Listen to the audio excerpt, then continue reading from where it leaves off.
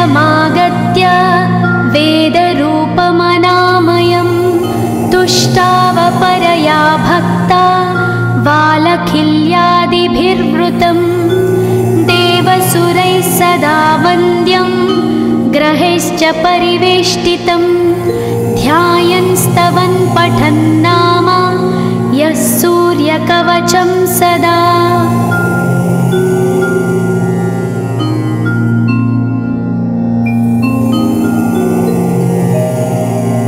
कवचं गृणिः पातु शिरोदेशं सूर्यः पालं च पातु मे आदित्यो लोचने पातु श्रुतिपातः प्रभाकरः घ्राणं पातु सदा भानो अर्कपातु तथा।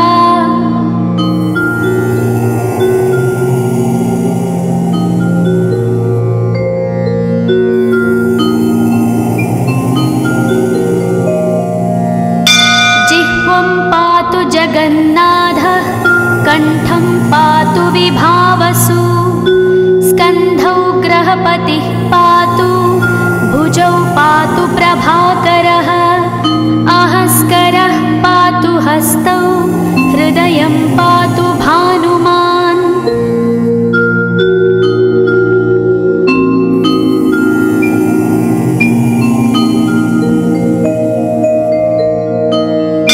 मध्यं च पातु सप्ताश्वो नाभिं पातु नभोमणिः द्वादशात्मा कटिं पातु सविता पातु सक्तिनी ऊरू पातु सुरश्रेष्ठो जानुनी पातु भास्करः जङ्घे पातु च मार्ताण्डो गुल्फौ पातु त्विषाम्पतिः।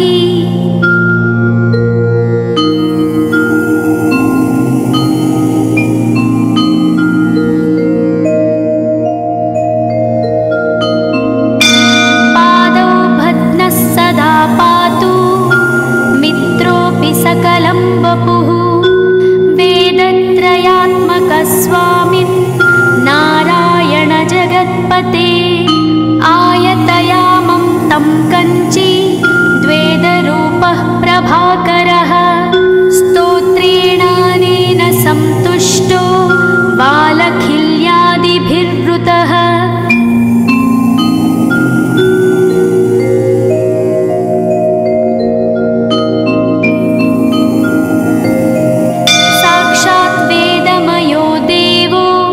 रथारूढः समागतः तं दृष्ट्या सहस्तोत्थाय दण्डवत् प्रणमन् भुवि कृताञ्जलिपुटो भूत्वा सूर्यस्याग्रे स्तुवत्तदा वेदमूर्तिः महाभागो ज्ञानदृष्टिर्विचार्य च ब्रह्मणा स्थापितं पूर्वं यथा यमाविवर्जितम्।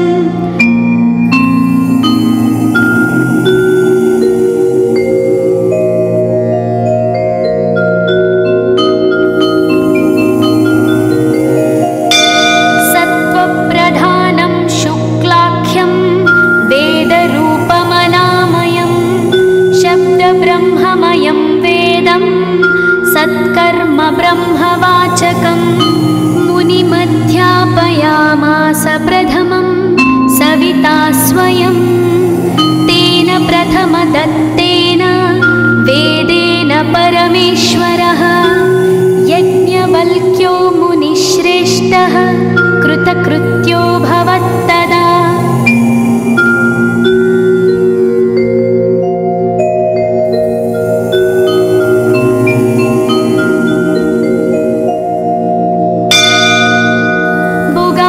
सकलान् वेदान् ज्ञातवान् सूर्यसन्निधौ इदं स्तोत्रं महापुण्यं पवित्रं पापनाशनं यः पठेच्छृणुयाद्वापि सर्वपापैः प्रमुच्यते वेदार्थज्ञानसम्पन्नः सूर्यलोकमवाप्नुयात्। इति स्कन्दपुराणे गौ कवचं सम्पूर्णम्।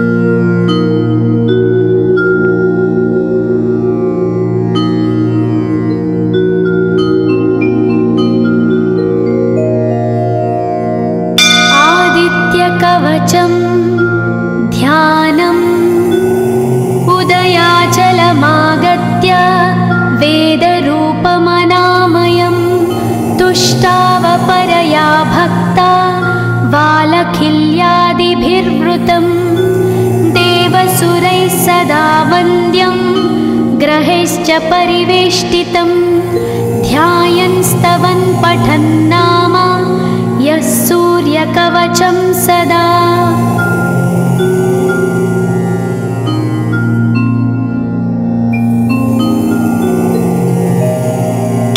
कवचं गृणिः पातु शिरोदेशं सूर्यः पालं च पातु मे आदित्यो लोचने पातु श्रुतिपातः प्रभाकरः घ्राणं पातु सदा भानो अर्क पातु तथा।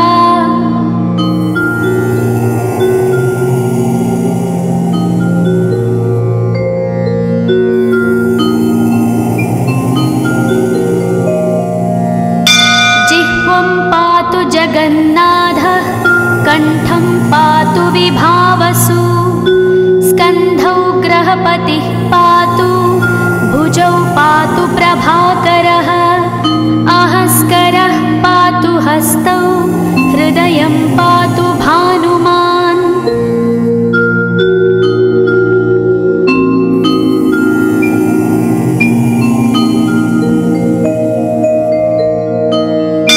मध्यं च पातु सप्ताश्वो नाभिं पातु नभोमणिः द्वादशात्मा कटिं पातु सविता पातु सक्तिनी ऊरू पातु सुरश्रेष्ठो जानुनी पातु भास्करः जङ्घे पातु च मार्ताण्डो गुल्फौ पातु त्विषाम्पतिः।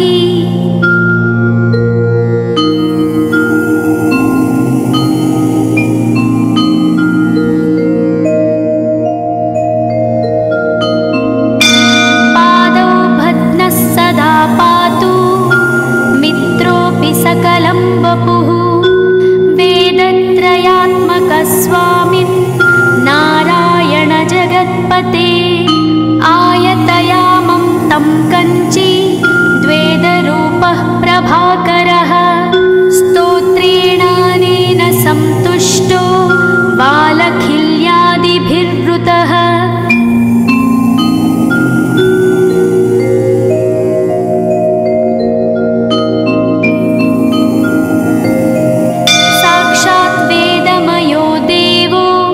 रथारूढः समागतः तं दृष्ट्या सहस्तोत्थाय दण्डवत् प्रणमन् भुवि कृताञ्जलिपुटो भूत्वा सूर्यस्याग्रे स्तुवत्तदा वेदमूर्तिः महाभागो ज्ञानदृष्टिर्विचार्य च ब्रह्मणा स्थापितं पूर्वं यथा यमाविवर्जितम्।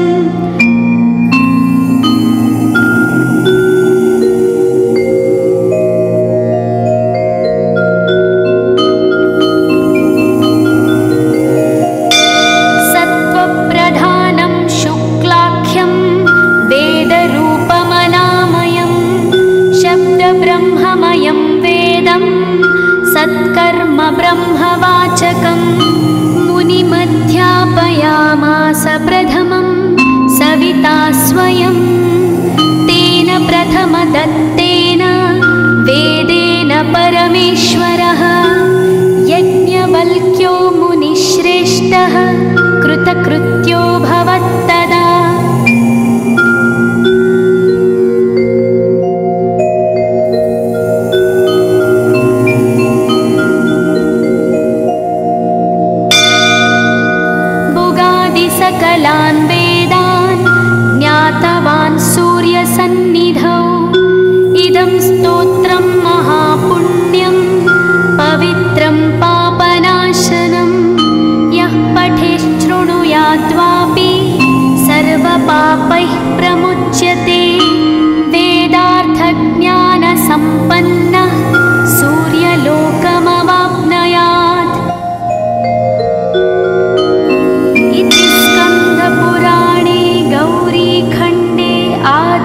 आदित्यकवचं सम्पूर्णम्।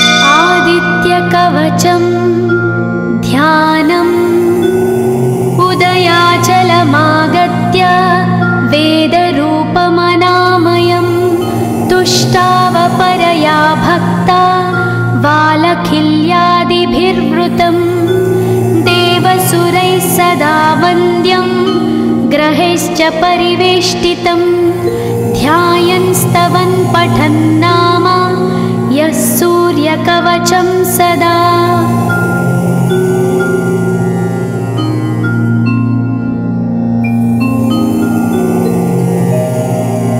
कवचं गृणिः पातु शिरोदेशं सूर्यः पालं च पातु मे आदित्यो लोचने पातु श्रुतिपातः प्रभाकरः घ्राणं पातु सदा भानो अर्क पातु तथा।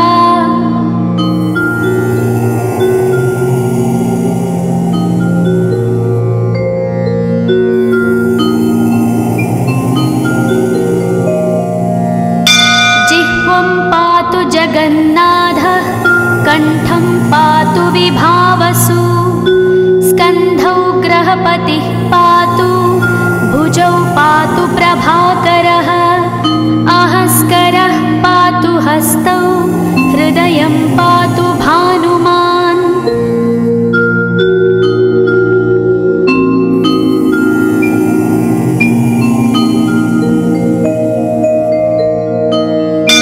मध्यं च पातु सप्ताश्वो नाभिं पातु नभोमणिः द्वादशात्मा कटिं पातु सविता पातु सक्तिनी ऊरू पातु सुरश्रेष्ठो जानुनी पातु भास्करः जङ्घे पातु च मार्ताण्डो गुल्फौ पातु त्विषाम्पतिः।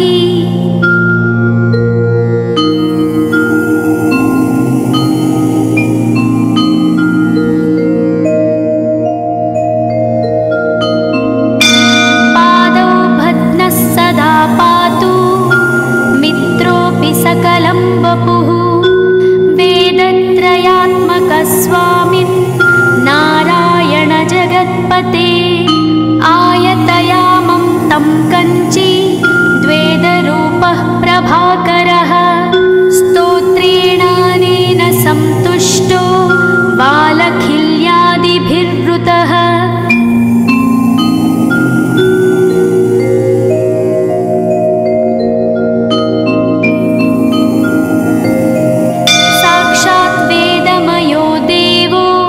रथारूढः समागतः तं दृष्ट्या सहस्तोत्थाय दण्डवत् प्रणमन् भुवि कृताञ्जलिपुटो भूत्वा सूर्यस्याग्रे स्तुवत्तदा वेदमूर्तिः महाभागो ज्ञानदृष्टिर्विचार्य च ब्रह्मणा स्थापितं पूर्वं यथा यमाविवर्जितम्।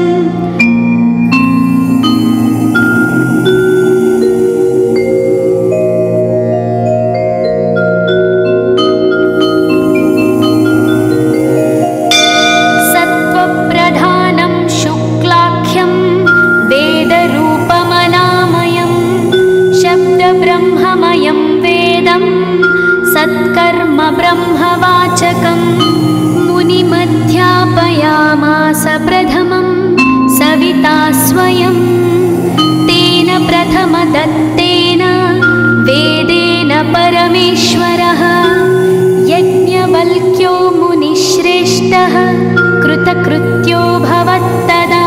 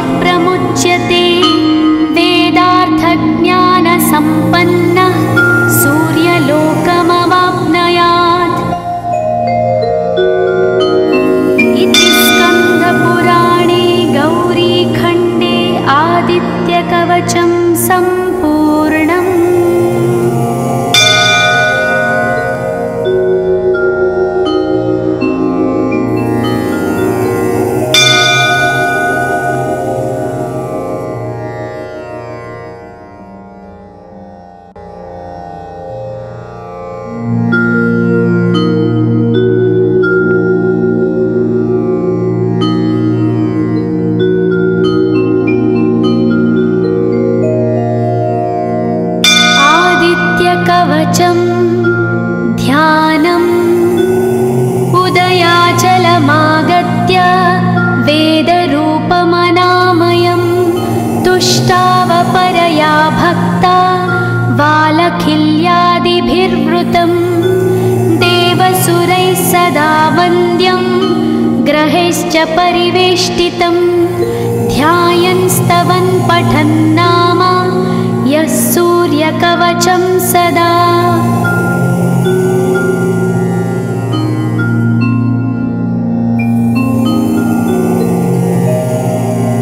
कवचं गृणिः पातु शिरोदेशं सूर्यः पालं च पातु मे आदित्यो लोचने पातु श्रुतिपातः प्रभाकरः घ्राणं पातु सदा भानो अर्कपातु तथा।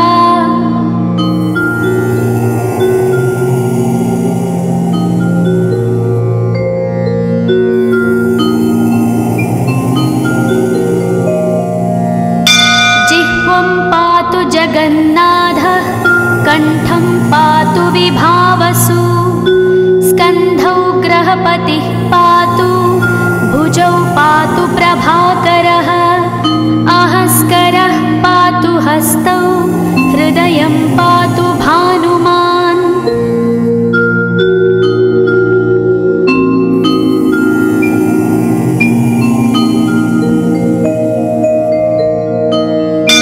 मध्यं च पातु सप्ताश्वो नाभिं पातु नभोमणिः द्वादशात्मा कटिं पातु सविता पातु सक्तिनी ऊरू पातु सुरश्रेष्ठो जानुनी पातु भास्करः जङ्घे पातु च मार्ताण्डो गुल्फौ पातु त्विषाम्पतिः।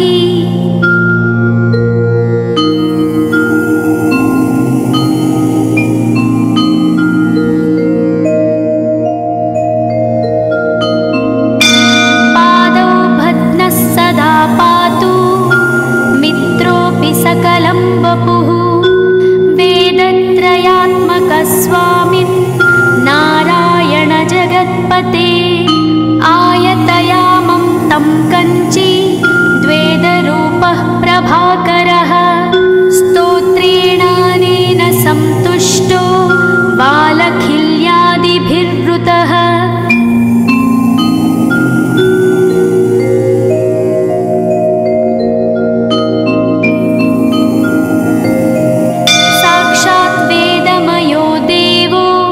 रथारूढः समागतः तं दृष्ट्या सहस्तोत्थाय दण्डवत् प्रणमन् भुवि कृताञ्जलिपुटो भूत्वा सूर्यस्याग्रे स्तुवत्तदा वेदमूर्तिः महाभागो ज्ञानदृष्टिर्विचार्य च ब्रह्मणा स्थापितं पूर्वं यथा यमाविवर्जितम्।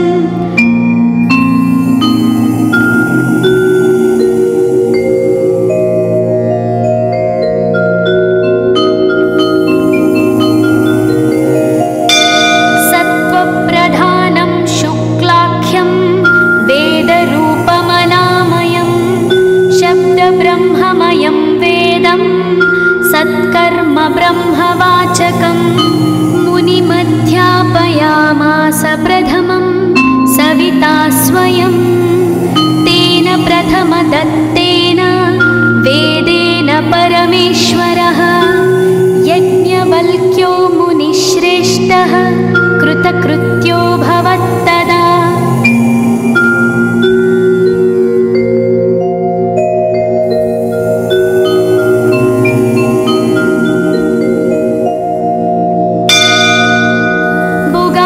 सकलान् वेदान् ज्ञातवान् सूर्यसन्निधौ इदं स्तोत्रं महापुण्यं पवित्रं पापनाशनं यः पठेच्छृणुयाद्वापि सर्वपापैः प्रमुच्यते वेदार्थज्ञानसम्पन्नः सूर्यलोकमवाप्नुयात्।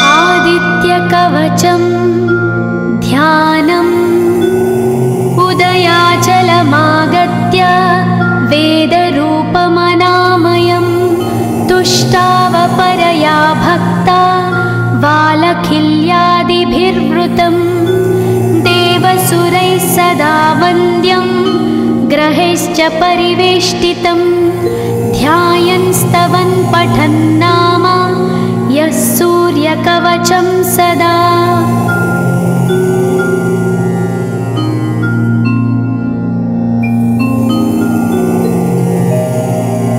कवचं गृणिः पातु शिरोदेशं सूर्यः पालं च पातु मे आदित्यो लोचने पातु श्रुतिपातः प्रभाकरः घ्राणं पातु सदा भानो अर्कः पातु तथा।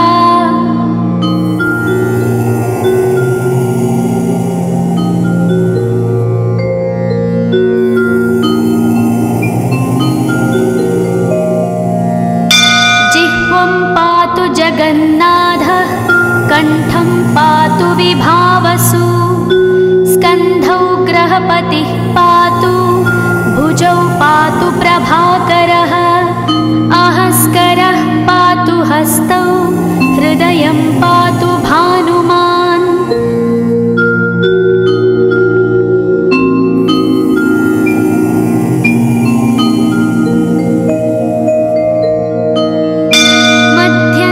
पातु सप्ताश्वो नाभिं पातु नभोमणिः द्वादशात्मा कटिं पातु सविता पातु सक्तिनी ऊरू पातु सुरश्रेष्ठो जानुनी पातु भास्करः जङ्घे पातु च मार्ताण्डो गुल्फौ पातु त्विषाम्पतिः।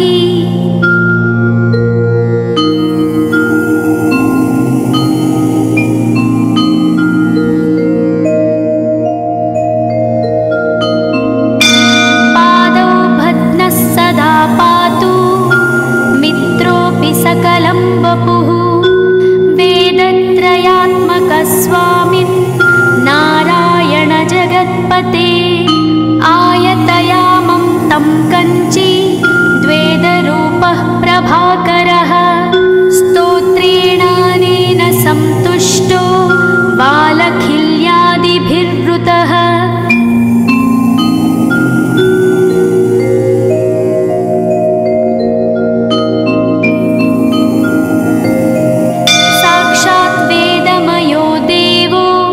रथारूढः समागतः तं दृष्ट्या सहस्तोत्थाय दण्डवत् प्रणमन् भुवि कृताञ्जलिपुटो भूत्वा सूर्यस्याग्रे स्तुवत्तदा वेदमूर्तिः महाभागो ज्ञानदृष्टिर्विचार्य च ब्रह्मणा स्थापितं पूर्वं यथा यमाविवर्जितम्।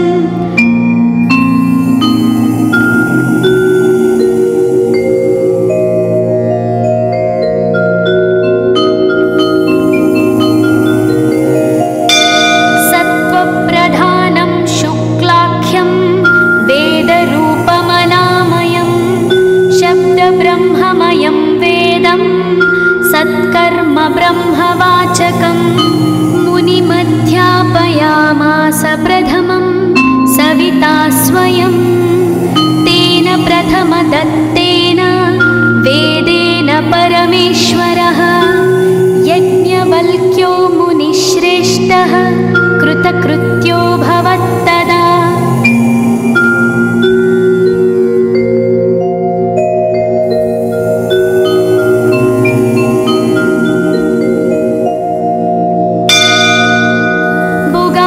सकलान् वेदान् ज्ञातवान् सूर्यसन्निधौ इदं स्तोत्रं महापुण्यं पवित्रं पापनाशनं यः पठेत् शृणुयाद्वापि सर्वपापैः प्रमुच्यते वेदार्थज्ञानसम्पन्नः सूर्यलोकमवाप्नुयात्। इति स्कन्दपुराणे गौरीखण्डे आदित्यकवचं सम्पूर्णम्।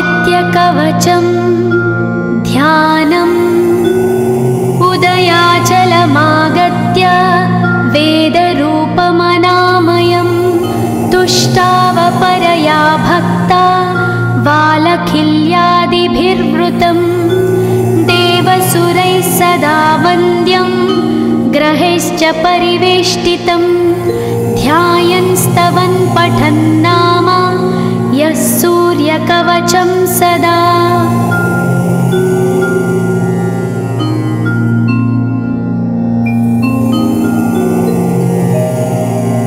कवचं गृणिः पातु शिरोदेशं सूर्यः पालं च पातु मे आदित्यो लोचने पातु श्रुतिपातः प्रभाकरः घ्राणं पातु सदा भानो अर्कपातु तथा।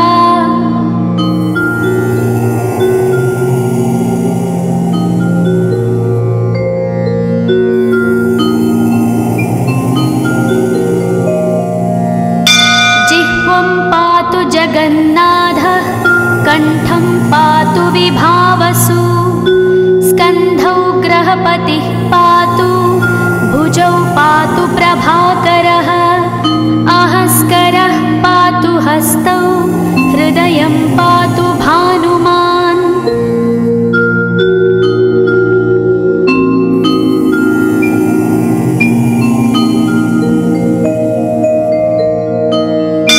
मध्यं च पातु सप्ताश्वो नाभिं पातु नभोमणिः द्वादशात्मा कटिं पातु सविता पातु सक्तिनी ऊरू पातु सुरश्रेष्ठो जानुनी पातु भास्करः जङ्घे पातु च मार्ताण्डो गुल्फौ पातु त्विषाम्पतिः।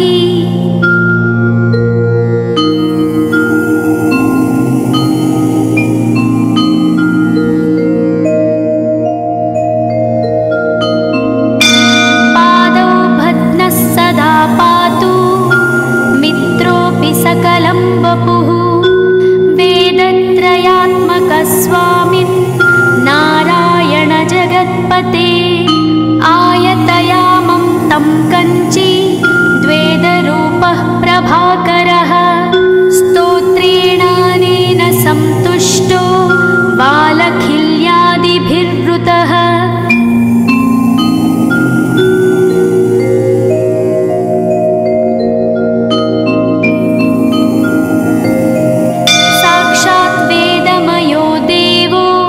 रथारूढः समागतः तं दृष्ट्या सहस्तोत्थाय दण्डवत् प्रणमन् भुवि कृताञ्जलिपुटो भूत्वा सूर्यस्याग्रे स्तुवत्तदा वेदमूर्तिः महाभागो ज्ञानदृष्टिर्विचार्य च ब्रह्मणा स्थापितं पूर्वं यथा यमाविवर्जितम्।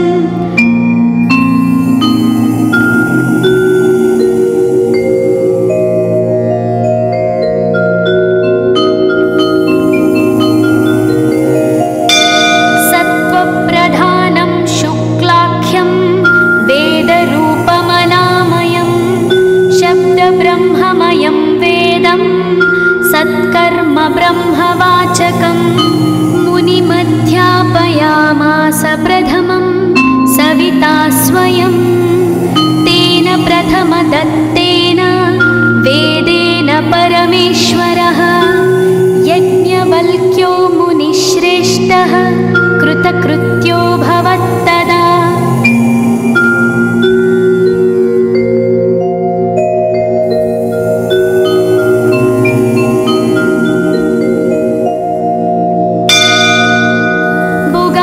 सकलान् वेदान् ज्ञातवान् सूर्यसन्निधौ इदं स्तोत्रं महापुण्यं पवित्रं पापनाशनं यः पठेच्छृणुयाद्वापि सर्वपापैः प्रमुच्यते वेदार्थज्ञानसम्पन्नः सूर्यलोकमवाप्नुयात्। स्कन्दपुराणे गौरीखण्डे आदित्यकवचं सम्पूर्णम्।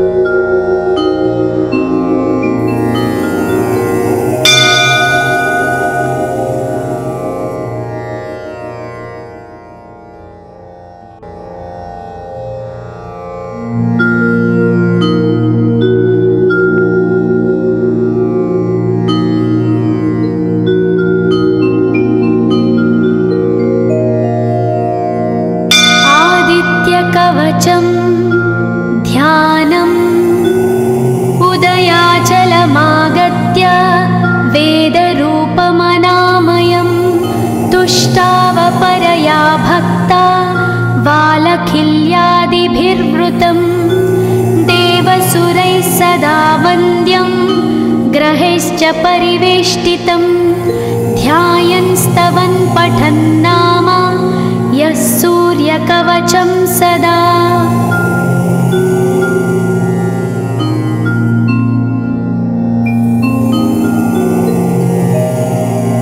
कवचं गृणिः पातु शिरोदेशं सूर्यः पालं च पातु मे आदित्यो लोचने पातु श्रुतिपातः प्रभाकरः घ्राणं पातु सदा भानु अर्क पातु तथा।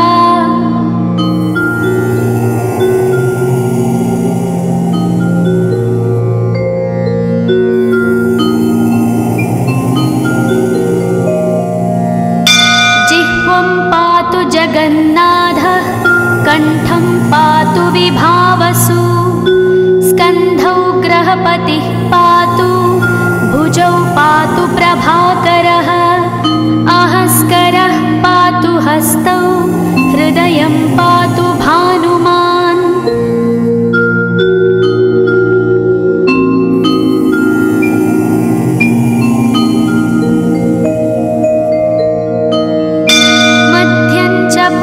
सप्ताश्वो नाभिं पातु नभोमणिः द्वादशात्मा कटिं पातु सविता पातु सक्तिनी ऊरू पातु सुरश्रेष्ठो जानुनी पातु भास्करः जङ्घे पातु च मार्ताण्डो गुल्फौ पातु त्विषाम्पतिः।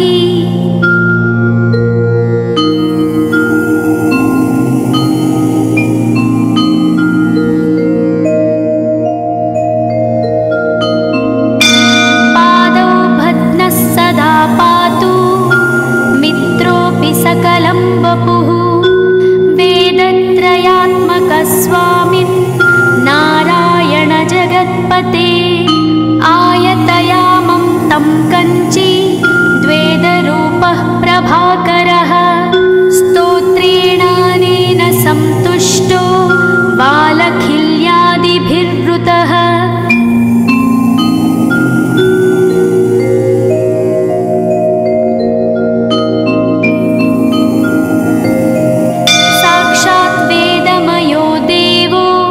रथारूढः समागतः तं दृष्ट्या सहस्तोत्थाय दण्डवत् प्रणमन् भुवि कृताञ्जलिपुटो भूत्वा सूर्यस्याग्रे स्तुवत्तदा वेदमूर्तिः महाभागो ज्ञानदृष्टिर्विचार्य च ब्रह्मणा स्थापितं पूर्वं यथा यमाविवर्जितम्।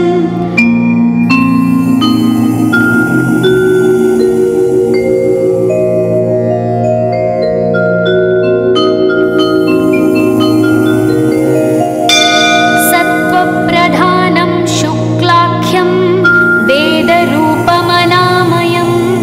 शब्दब्रह्ममयं वेदं सत्कर्म ब्रह्मवाचकं मुनिमध्यापयामास प्रथमं सविता स्वयं तेन प्रथमदत्तेन वेदेन परमेश्वरः यज्ञवल्क्यो मुनिश्रेष्ठः कृतकृत्यो भवत्तदा।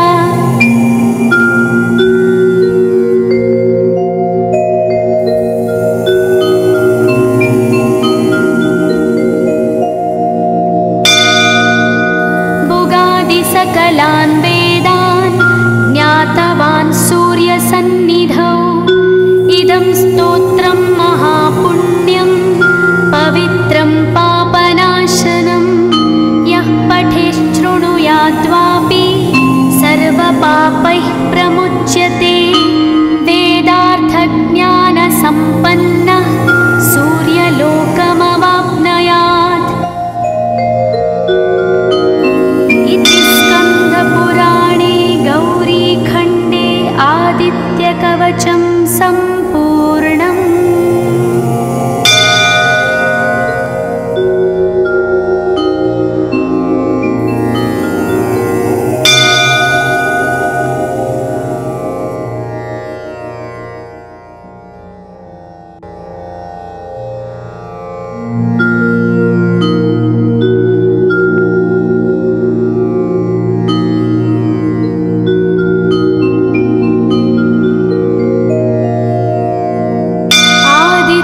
कवचम् ध्यानम् उदयाचलमागत्य वेदरूपमनामयम् तुष्टावपरया भक्ता वालखिल्यादिभिर्वृतम् देवसुरैः सदा वन्द्यम् ग्रहैश्च परिवेष्टितम् ध्यायन् स्तवन् पठन् नाम यः सूर्यकवचं सदा।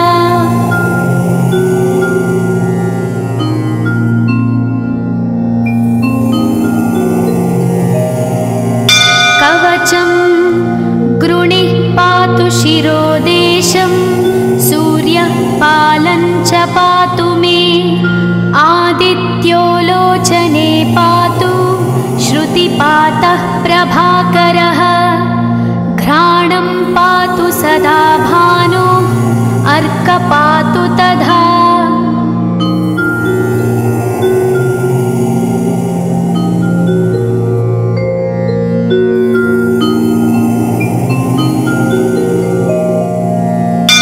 जिह्वं पातु जगन्नाथः कण्ठं पातु विभावसु स्कन्धौ ग्रहपतिः पातु भुजौ पातु प्रभाकरः अहस्करः पातु हस्तौ हृदयं पातु भानुमान्।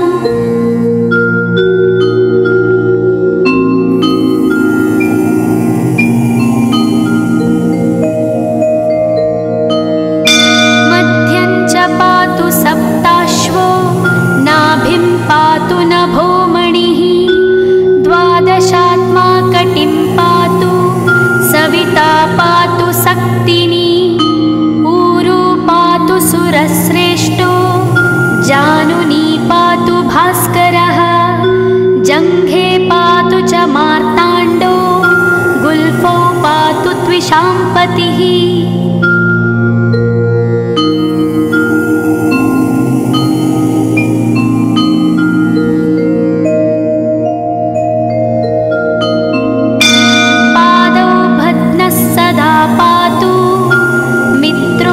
सकलं वपुः वेदत्रयात्मकस्वामिन् नारायण जगत्पते आयतयामं तं कञ्ची द्वेदरूपः प्रभाकरः स्तोत्रेणानेन सन्तुष्टो वालखिल्यादिभिर्वृतः।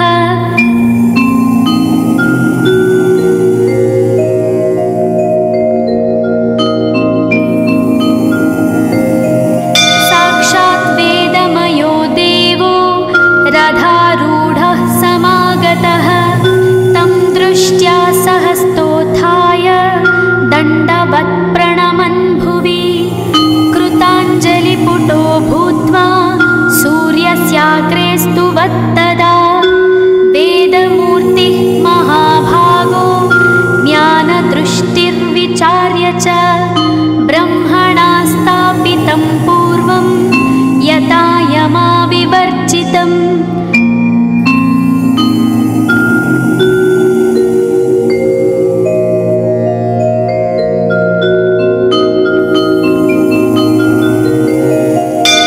सत्त्वप्रधानं शुक्लाख्यं वेदरूपमनामयं शब्दब्रह्ममयं वेदं सत्कर्म ब्रह्मवाचकम् मुनिमध्यापयामास प्रथमं सविता स्वयं तेन प्रथमदत्तेन वेदेन परमेश्वरः यज्ञवल्क्यो मुनिश्रेष्ठः कृतकृत्यो भवत्तदा।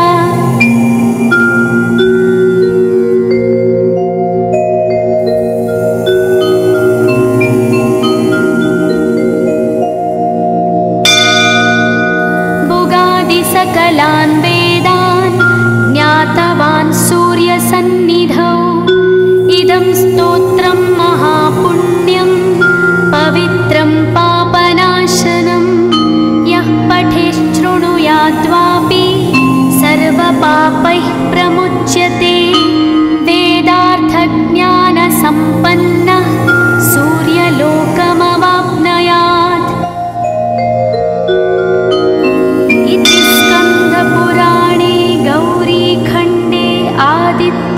कवचं सम्पूर्णम्